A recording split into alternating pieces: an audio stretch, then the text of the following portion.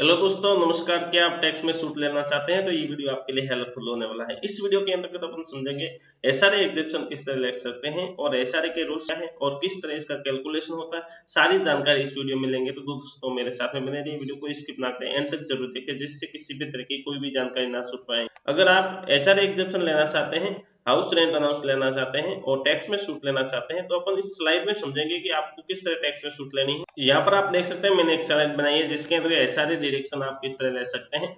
तो income tax act section 10 close 13A कहता है कि आप एसआरए एग्जेप्शन ले सकते हैं। उसके लिए आपको रूल्स फॉलो करने पड़ेंगे। जो भी सैलरी पर्सन है उनको ये दे है, यानी कि मैंने एक बनाई है स्लाइड जिसका एनुअल इनकम है, आप दे सकते हैं बेसिक 7,70,000 है और डीए 1,76,700 रुपए है और टोटल सैलरी है। एचआरए और डीए को मिला के टोटल सैलरी इसमें गिनी जाएगी, जिसमें एचआरए आपको मिलता है ना, सो वो अलग होगा। यहाँ पर देख सकते हैं SRA deduction under section 10 close 13A कहता है कि एक्चुअली एसआरए रिस्पेक्ट आपका एक्चुअली एसआरए आपको एक साल में कितना मिलता है वो आपको कैलकुलेट करना है। जैसे मेरे को एक साल में 51,300 रुपये मिलते हैं। उसके बाद में अगर दूसरा रूल्स ये कहता है कि आपका जो सैलरी है उसका 50% या फिर सैलरी का 40% वो आपको यहाँ पर शो करना होगा। 50% सैलरी का आप शो कर सकते हैं, तो इसका 50% ये हो रहा है, ये मैंने कैलकुलेशन लगा दिया है। और तीसरा नियम ये कहता है कि रेंट पेड करते हैं आप, उसका 10% ऑफ सैलरी, जो रेंट पेड करते हैं उन उसके अंदर से माइनस करना है सैलरी का 10%। यानी कि आपका 7,46,700 रुपये बन रहा है। इसको आप जो हाउस रेंट पेड करते हैं, जैसे 97,000 हाउस रेंट है जो पेड करता है ईयरली, तो उसको 10% ऑफ सैलरी से माइनस कर देते हैं, तो 21,330। यानी कि ये जो तीन रूल्स है इनके अंदर जो भी न्यूनतम दर होगी वो आपको एसआरए एक्सेप्शन होगा, वो आप एसआरए के अंदर छूट ले सकते हैं। जो न्यूनतम होगा वो यहाँ पर आप नोट देख सकते हैं, तीनों में से जो भी न्यूनतम हो उसको क्लेम किया जा सकता है। वो भी आपको SRA deduction under section 10 13A के अंतर्गत। तो यहाँ पर देख सकते हैं एक और स्लाइड बनी हुई है जिसके अंतर्गत आपको यहाँ पर ध्यान रखना है कि क्या दिया हुआ है।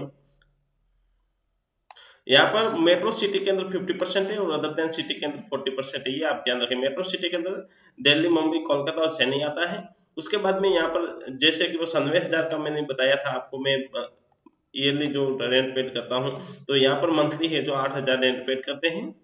अब आपको किन किन डॉक्यूमेंट का ध्यान रखना है। जैसे अगर आप 1 लाख से ज्यादा है जो रेंट पेड करते हैं, तो आपको पैन कार्ड नंबर लेना जरूरी है। उनका जो रिसिप्ट देते हैं उनके पैन कार्ड नंबर की रिसिप्ट होनी चाहिए। उसके बाद में जो अगर आपका डीडीओ कोई है वो एसआरए अलाउ नहीं करता है या आपको एसआरए का रेंट पेड का जो आपको डिडक्शन नहीं देता है, तो आप आईटीआर फाइल करते समय उसको क्लेम कर सकते हैं, तो इसमें कोई इश्यूज नहीं है।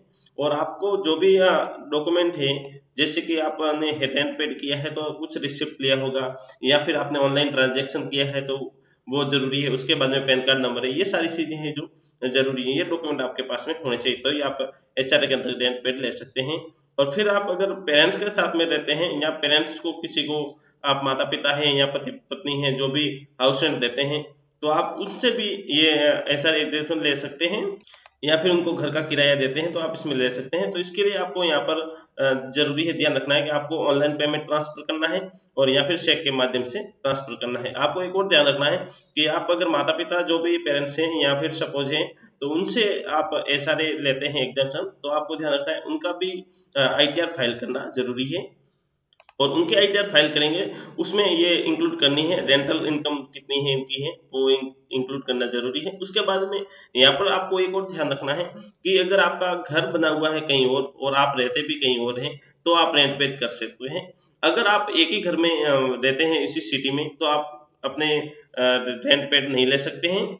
यानी कि कोई आदमी बॉम्बे में रहता है और उसको अहमदाबाद में घर बना हुआ है, तो वो मुंबई से रेंट पे ले सकता है, यानी एसआर एक्सेप्शन ले सकता है। वरना आप जिस सिटी के अंदर रहते हैं और आपको एसआर अलाउ नहीं होगा। यहाँ पर ध्यान रखना है। एक और बात मैं बता दूं यहाँ पर कि जो एचआरए का जो एग्जेप्शन है उसका और आप होम लोन का दोनों का एक साथ एग्जेप्शन ले सकते हैं। मगर आपको यहाँ पर ध्यान रखना है, दोनों का एक साथ एग्जेप्शन लेने के लिए आपको यहाँ पर रूल्स फॉलो करना पड़ेगा, क्योंकि होम लोन का जो इंटरेस्ट बनता है वो आप अंडर सेक्शन 18C है उसके अंतर्गत ले सकते हैं। और एचआरए का एग्जेप्शन है वो 10+13A में ले सकते हैं। उनको दोनों को अलग अलग जो एग्जेप्शन की बनी हुई है सेक्शन उनके अंतर्गत लेना होगा। ये रूल्स है, इन रूल्स के अकॉर्डिंग आपको यहाँ पर एसआर एग्जेप्शन मिल जाएगा। और उसके बाद में यहाँ पर देख सकते हैं आप मेट्रो सिटी के अंदर आप 50% का ले सकते हैं SR एग्जेम्पशन, और अदर सिटी के अंदर 40%। मगर आपको ध्यान रखना है यहाँ पर कि ये जो भी रूल्स हैं उनको फॉलो करते हुए आपको यहाँ पर जो कैलकुलेशन बना हुआ है इस कैलकुलेशन के अंतर्गत लेना होगा।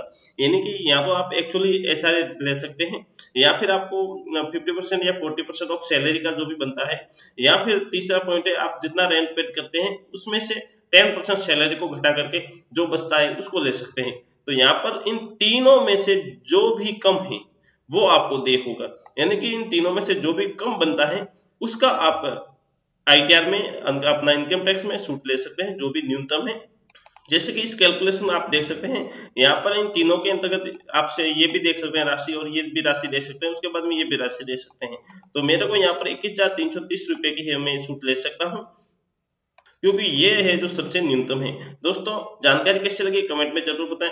वीडियो अच्छा लगे लाइक करें, शेयर करें, सब्सक्राइब करें, और हमारे YouTube चैनल पे इनकम टैक्स से संबंधित प्लेलिस्ट बनी हुई है, जिसके अंतर्गत आप जाके इनकम टैक्स के सारे रूल्स क्या हैं, किस तरह आप छूट ले सकते हैं, कौन कौन से सेक्शन के अंतर्गत आप छूट ले सकते हैं, सारी जानकारी दी गई है। तो आप वीडियो को जरूर देखें। Thank you.